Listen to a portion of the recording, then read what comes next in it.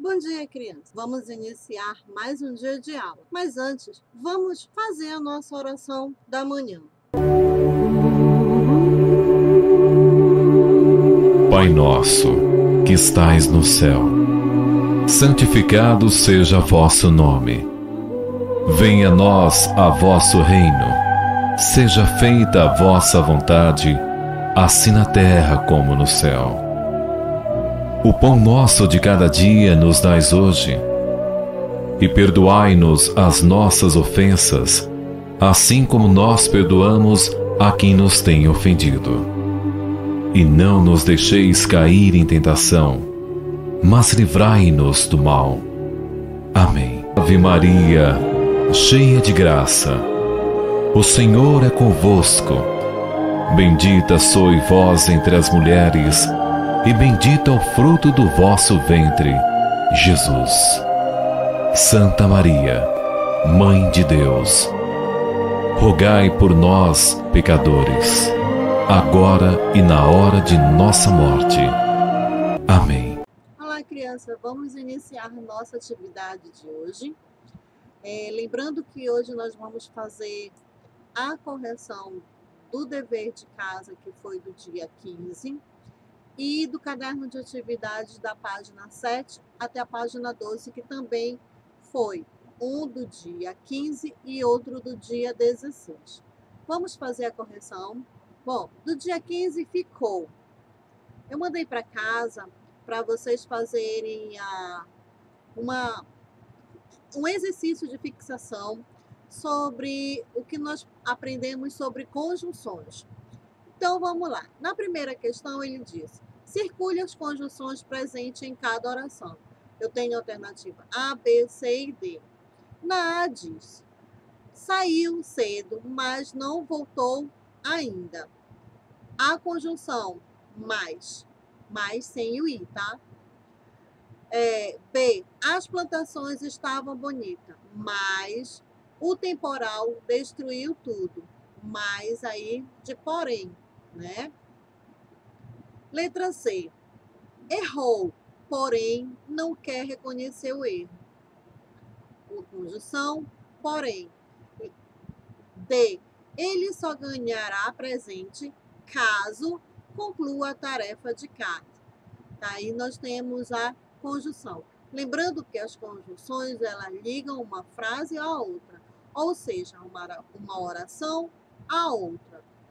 Na segunda questão, diz: assinale a alternativa onde existe uma conjunção. Eu dei a alternativa A, B, C, D e E. A única que está correta é a letra D, porque a conjunção está na letrinha E, que diz: viu e comprou aquele sapato. Porque eu tenho o verbo viu e eu tenho o verbo comprou. O E, ele faz a interligação das duas orações. Na terceira questão, ele pede para que você classifique as conjunções grifadas abaixo de acordo com a relação de sentido que estabelece entre as orações. Na letra A, diz: queria ir ao cinema, mas choveu muito ontem. Esse mais aí que está grifado é a adversativa.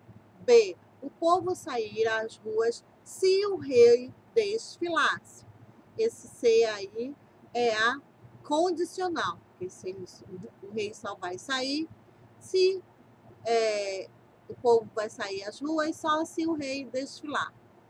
Na letra C, gente, no dever estava a letra D, mas se você tiver colocado a letra D, não tem problema, eu que só fiz ajeitar aí, é porque o corretivo do próprio computador, na hora que eu corrigi uma coisa, ele acabou não corrigindo o resto.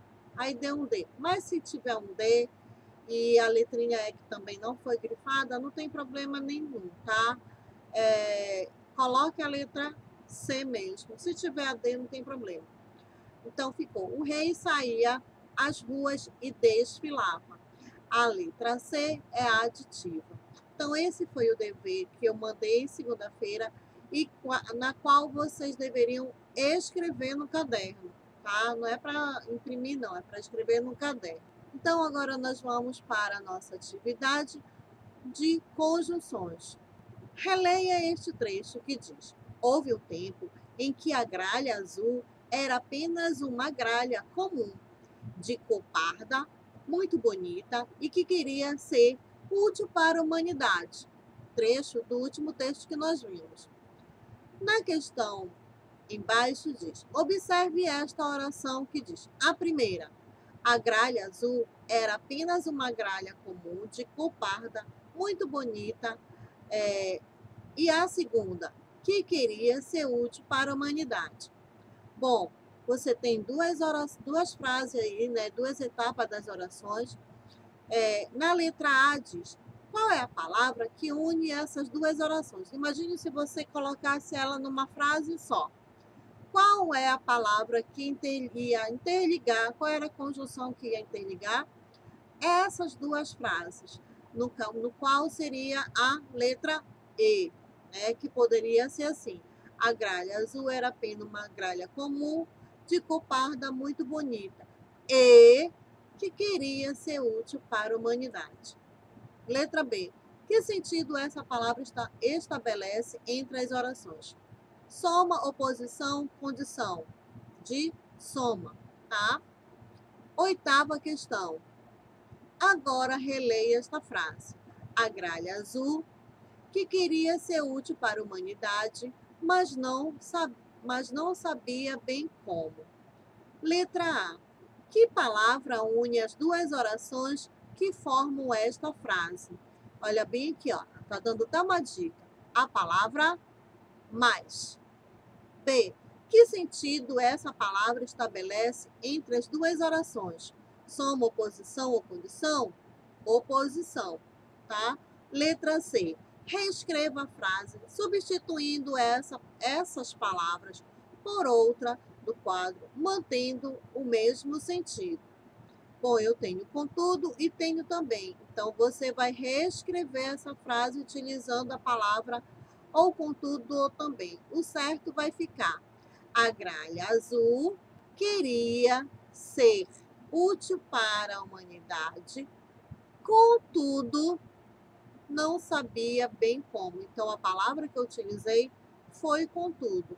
A página 8, eu vou para o exercício de ontem, que foi sobre o discurso direto e discurso indireto. Nona questão diz: leia o conto a seguir baseado em uma lenda indígena, que diz: a onça e o raio. O raio estava muito tranquilo na sua forja, forjando uma lança de comando. A onça veio vindo e resolveu brigar com o raio. A onça disse: quem é você? Eu sou o raio. Você é forte. Sou fraquinho, não vê? E o raio quase desapareceu, afinando, afinando, como a chama de uma vela. A onça, então, se fez valente.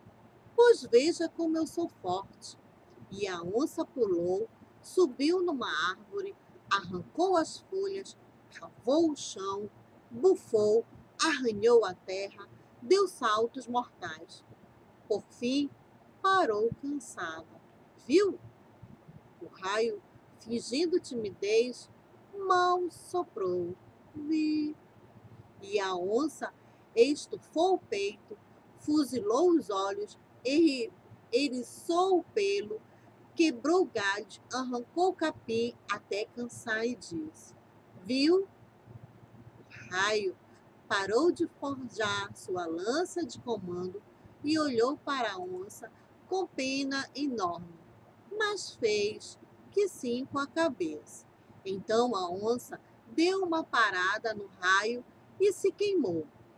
Ui, o senhor está pegando fogo. O raio respondeu: desculpe, eu não sabia.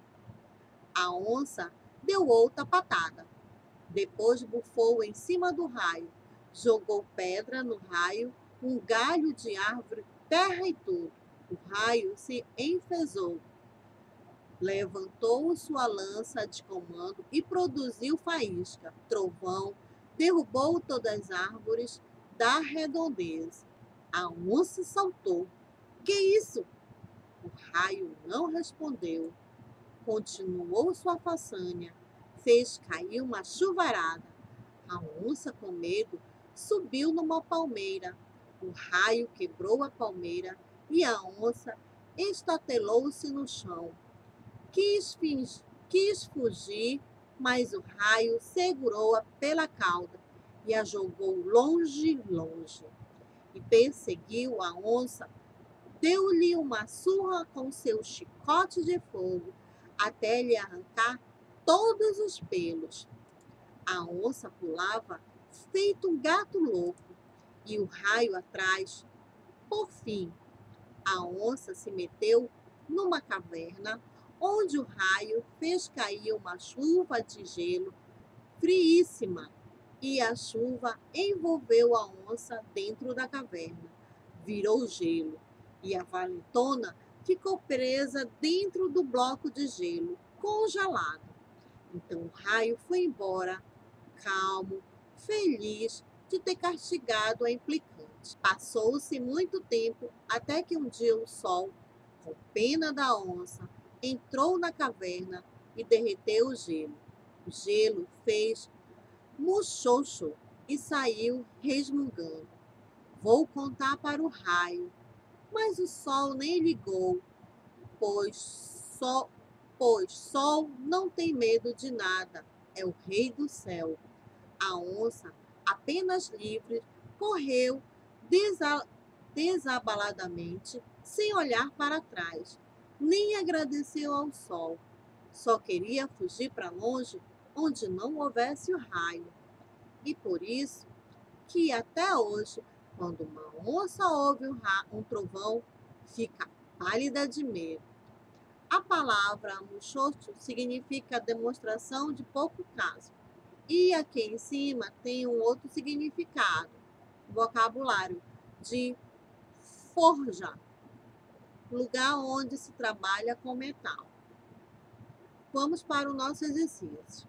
Na questão 10, diz: a lenda que você acabou de ler apresenta a voz do narrador e o diálogo entre dois personagens. Releia o trecho que diz: a onça disse: quem é você? Eu sou o raio. Sublinhe de azul a fala dos personagens e de vermelho a fala que apresenta a voz do narrador. Então, olha só. De azul são as falas: quem é você? Eu sou o raio. E do narrador, de cor vermelha, está escrito: a onça disse. Qual a função do narrador neste trecho? Ele apenas apresenta quem está falando, ou seja, de quem são essas falas, tá? Letra C. O narrador sempre aparece antes do diálogo? Sim ou não? E que outras posições ele aparece? Então, ele não aparece sempre antes do diálogo. E a outra posição é que ele também pode aparecer depois ou no meio das falas dos personagens. Letra D. Que sinal de pontuação indica a fala dos personagens? Muito fácil, né? Que é o travessão. Releia este trecho. Passou-se muito tempo até que um dia o sol, com pena da onça, entrou na caverna e derreteu o gelo. O gelo fez muxoxo e saiu resmungando. Vou contar para o raio, mas o sol nem ligou, pois o sol não tem medo de nada. É o rei do céu. A onça, apenas livre, correu desabaladamente, sem olhar para trás, nem agradeceu ao sol. Só queria fugir para longe, onde não houvesse raio. Na letra A, diz: nesse trecho, há fala de outro personagem. Quem é ele? É o gelo, né? Quando ele diz que vou contar para o raio. Lembra que a gente pode também representar a fala de um personagem por aspas? Pois é, nesse trecho aparece a aspa. Que sinal de pontuação foi utilizado nela? Acabei de falar, que são as aspas. Reescreva o trecho substituindo este sinal de pontuação agora por um travessão. Então, só a fala diz assim, né? O gelo fez muxoxo e saiu resmungando. A fala dele seria, só colocar um travessão e vai se tornar a mesma coisa. Vou contar para o raio, né? E que ele falou. Letra E, desculpa. E a onça estufou o peito, fuzilou os olhos, eriçou o pelo, se quebrou o galho, arrancou o capim até cansar e disse, viu? Quando há reprodução exata da fala de um personagem, dizemos que o discurso é direto. Nesse caso, a fala é separada da voz do narrador pelo uso de um travessão ou de uma aspas. Eu quero que vocês se grifem isso aqui, gente, tá? Isso aqui é muito importante. Não esqueçam, por favor. 12. Complete as falas a seguir com a voz do narrador, conforme o exemplo. Gol do Brasil! Gritavam os torcedores. Na letra A, diz: o sanduíche está gostoso. Esse aqui, crianças, é uma atividade bem pessoal, mas eu vou dar aqui como se fosse uma sugestão. Então, seria mais ou menos assim. O sanduíche está gostoso, disse o menino satisfeito. B. Travessão, vou chamar o síndico, avisou o morador do prédio. Travessão, como é? Vai falar ou não? Ironizava a garota. Isso é uma sugestão, tá, crianças? Se vocês não tiverem feito, você pode fazer igual a mim. Na letra D diz, espero que tenha aprendido a lição. Espero que tenha aprendido a lição. Falou baixinho a mãe. Na 13 diz, releia o trecho a seguir. O raio não respondeu, continuou sua façanha, fez cair uma chuvarada. A onça, com medo, subiu numa palmeira. O raio quebrou a palmeira e a onça estatelou-se no chão. Quis fugir, mas o raio segurou-a pela cauda e a jogou longe. E perseguiu a onça. Deu-lhe uma surra com seu chicote de fogo até que lhe arrancar todos os pelos. A onça pulava feito um gato louco e o raio atrás. Nesse caso, ou seja, nesse trecho, foi usado qual foi o tipo de discurso? Direto ou indireto? Indireto. Por quê? Aparece a fala do narrador, mas o narrador conta os fatos que o personagem está fazendo. Essa é a grande diferença de discurso direto e discurso indireto, que eu tinha explicado ontem na aula. B. E aí ele pede para você justificar sua resposta. Foi aquilo que eu acabei de falar. Que o narrador conta a história e conta os fatos, o que o personagem falou, o que o personagem fez, o que estava acontecendo na cena, tá? Então, vocês podem elaborar a sua resposta de acordo com o que eu acabei de falar.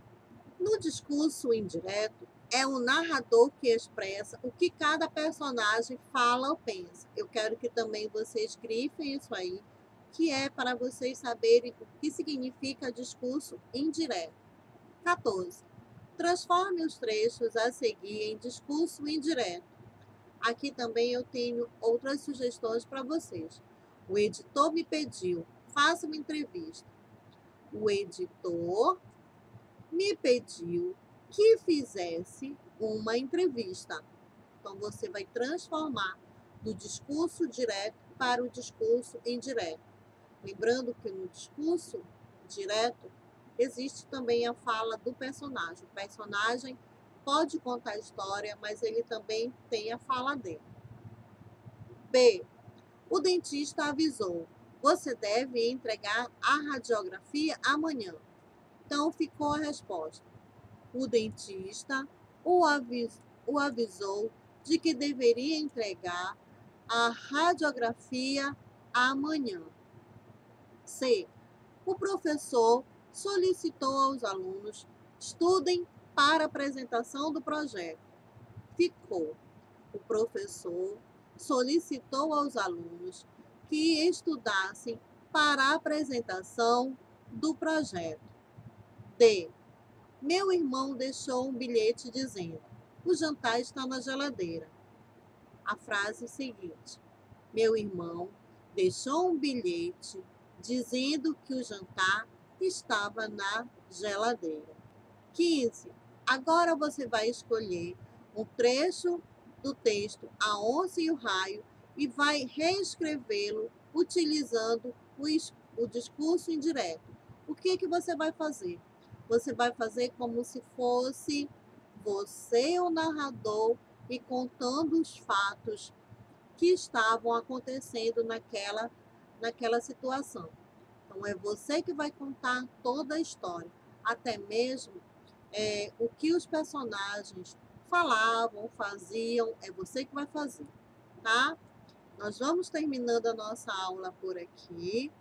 Então, nós nos vemos amanhã. Tchau, crianças!